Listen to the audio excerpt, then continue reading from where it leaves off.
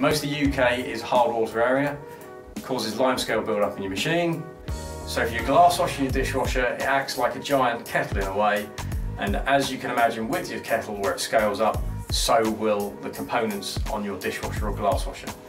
As the scale builds up on the machines and the elements and the boiler, etc., the machine has to work that much harder to work effectively.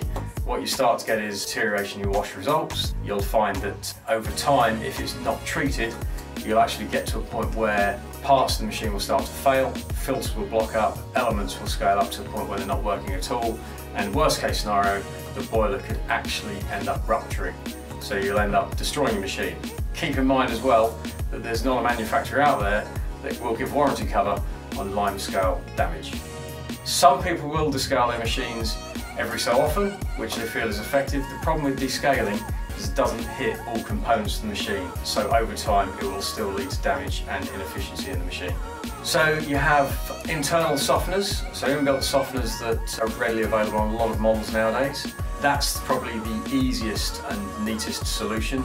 It's fully automated, it's all incorporated in the machine, so you don't need additional space for the softener to sit next to the machine. Dishwasher or glass washer will signal when it needs topping up with salt, and it works very much like a domestic system but on a larger scale. You just fill it up with salt when the machine requires it. Alternatively, you can get an external softener, whether that be a manual or an automatic. Manual softeners, very basic devices, probably most cost-effective option, but they do take probably a good 20 minutes, half hour to regenerate, and if you're in a busy site with very hard water, you're probably going to be looking at doing that a couple of times a week, and unfortunately, the best one in the world quite often staffed if you get to do that.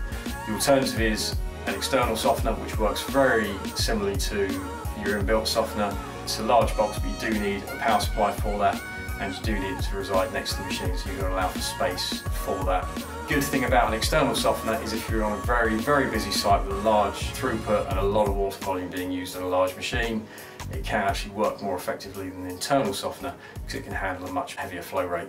And again, with that, it can work on a timer system or on a metered system, and you just top it up with salt as and when it requires it. So it's a very simple system to use.